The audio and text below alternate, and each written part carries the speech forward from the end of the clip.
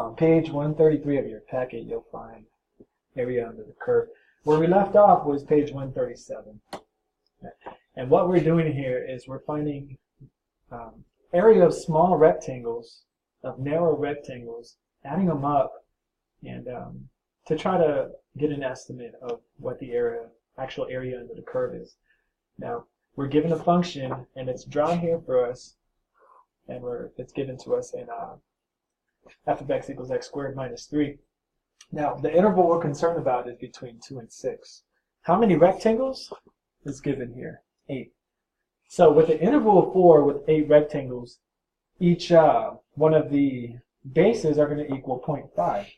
And that's why the difference between each one of these is 0.5. Okay. So once we have the base, and they're all the same, we can factor it out. That's why it's factored out here. Okay. Let's see. There we go. That's better. Factoring out the base, and all we have to do is add up the heights. And so we have all the y values on the table. We did this in class. All the y values at the specific x values. Okay. And to use the left rectangle, actually the right rectangle, it's more laid out here for you. We have the graph here. Okay, here's the graph of x squared minus 3. Right? And right here is x equals 2. There it is in case you can't actually see it. It's hard for me to see on the screen, but on the laptop it's pretty clear, so I'm not sure how it's going to come out. Well, let's draw the rectangles. Here's the beginning. Here's the beginning of the interval. This is x equals 2. And here's the end of the interval, x equals 6. Okay, this is what we mean by right-handed triangles. There's 2.5. Okay, it's where the right hand of the triangle touches the graph. Okay. Right where it touches the graph.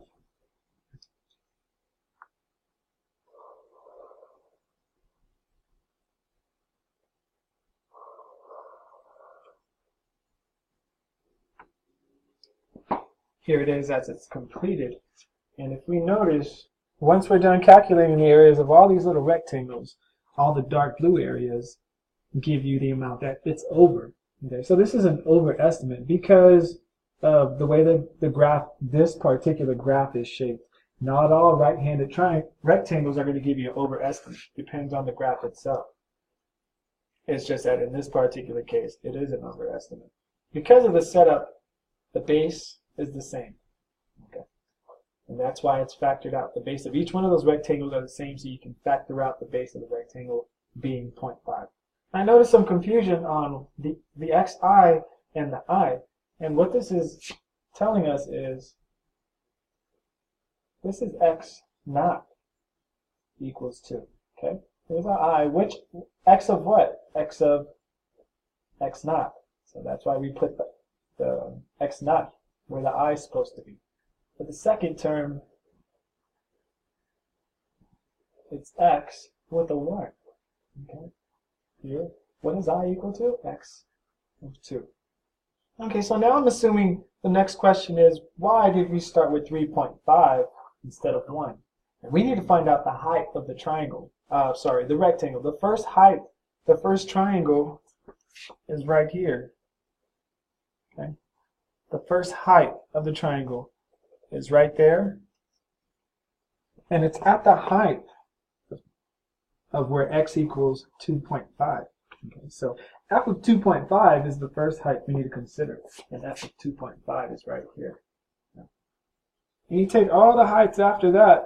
The last height we have drawn out here is where the y value at x equals 6. X equals 6 is all the way to the end. So this is a right-handed triangle. This is why you put in the first term being x1, not x naught. And so finish the arithmetic and you get an area of 65.5. You might be asked if it's an overestimate or an underestimate. And based on what you see here, it is an overestimate. The next example is a left-handed a left rectangle. Okay. Now, here's the difference between left and right. If you notice, the first term is no longer the first term written that we add up is now x naught. Okay. Now, look at the interval. Here's the interval. Here's the leftmost part of the interval right there, where it touches the graph. And this is the difference. Keep going. It looks like that. Now, the first term, as you can see, left rectangles is where the first term now touches the y graph, touches f of x itself. And the last term that touches f of x, it's at 5.5. The height is f of 5.5, not f of 6. Okay, so f of 5.5 is 27, which is why 27 now is the last term, because that's the last height involved. You do the arithmetic, and that's the answer. Okay, the next answer it gives us is the trapezoid formula. And if you go back to the notes that we took here, we derived the actual formula for trapezoid. And it's right here. 1/2 base times the sum of all the heights. All right, here's 1/2 of your base, and here's the sum of all the heights. Now, the question here is, what's going on with all of these 2's? Okay, that's what I'm probably thinking you're thinking right now. So first, let's draw the trapezoids.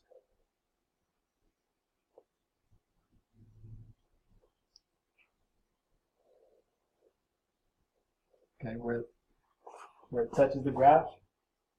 Actually, let's start over. Let's see. Here's where it touches at the first point. Here's where it touches at the second point, and join them.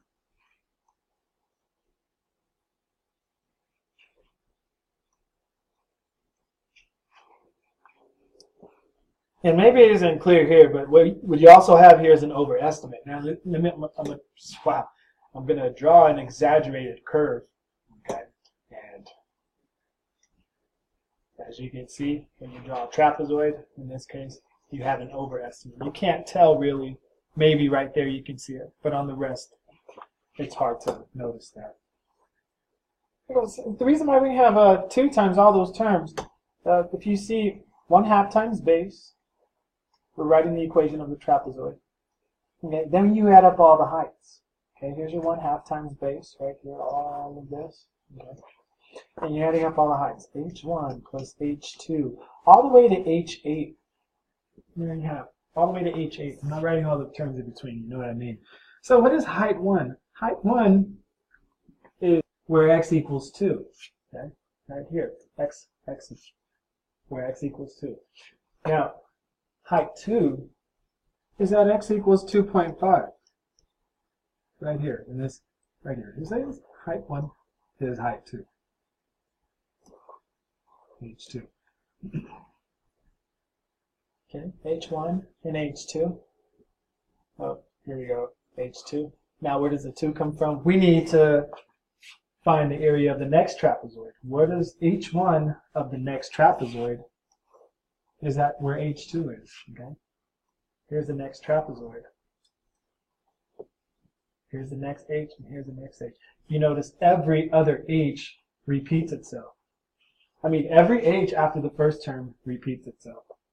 So not only is this H2, okay, H1, find the area of this part right there. Now we need to find the area of this part. You have to repeat H2 again, and plus H3. Okay.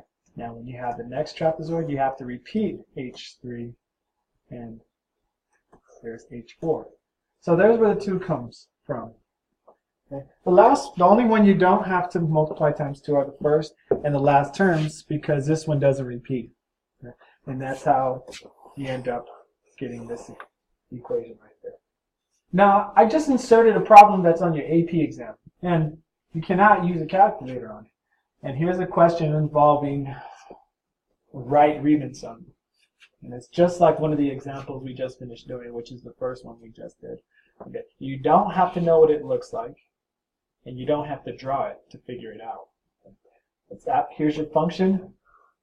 Okay, what is your right Riemann sum? Let's first look at the interval. Okay, you'll learn this coming week.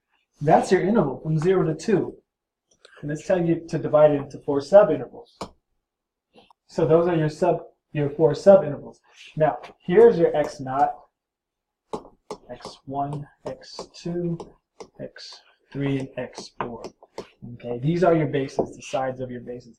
Because it's a right-handed approximation, you start with 0.5 as your first term when you're adding all the x terms. Excuse me, all the y values at those x terms. So we're going to find the sum, okay, 9x. Our first term is going to be at I equals 1 all the way up to 4. Okay, I equals 1 to 4. Okay, so what's our base? 0.5. Add up all the heights. What's 9.5? Square root of 9 plus 9 of 1, the next term, plus 9 of 1.5. However, you want to write that as 9 to the 3 halves plus 9 squared. Okay, so plug in 1/2 for x. That's where we got it from. Plug in 1 for x. What's the y value when x equals 1? What's the y value when x equals 3/2? What's the y value when x equals 2? Okay, so check your work. You should get, after you do all the arithmetic, that the answer is C. Okay. If you have any questions, please address it during class. Here are the last 3 examples. I'll go over them really quick. It's not that difficult. When you took the integrals of functions, you were finding the area under the curve. If you were given a certain interval, you're finding the area under the curve within that certain interval. And just a recap of straight line motion. You have position. When you take the derivative of position, you get velocity. When you take the derivative of velocity, you get the acceleration. What does that have to do here? When you find the area of the curve, you're finding the interval, which means you're going backwards now. If you're given velocity, okay, if you're given velocity here, and you're asked to find go from velocity to distance, you just find the integral, which is the same thing as finding the area under the curve. So that's what this question is actually asking. When you're going backwards, you're finding the integral or the area under the curve.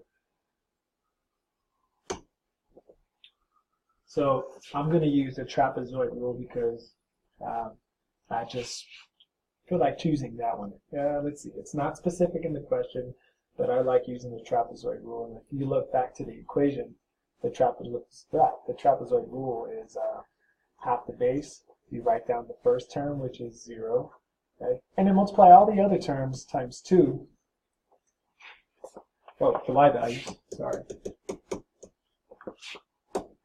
For y values, it's 88, the first term's 88, sorry, plus 2 times 60, and so on and so forth. Remembering not to multiply the first and the last terms by 2 when you're using the trapezoid rule. And when it's all said and done, or worked out in this case, you end up at 179. Sorry, not 175. So please use the trapezoid rule. And the reason why I use the trapezoid rule is because out of all the examples, it seemed like it gave the most accurate result. So I'm going to go ahead and display the answer in just a moment. Please try it. Pause the video now and see if you can get the answer on your own. I'll be displaying in 3, 2, 1, and there you have it, 31.06. 70 questions. I'll give you the first, 5 to 10 minutes in class to address any of these problems.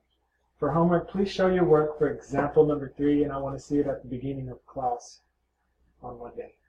Here are the answers. Make sure your answers match up. Okay, if they don't, I realize we didn't cover midpoint, but look at the equation. You should be able to do it. Okay.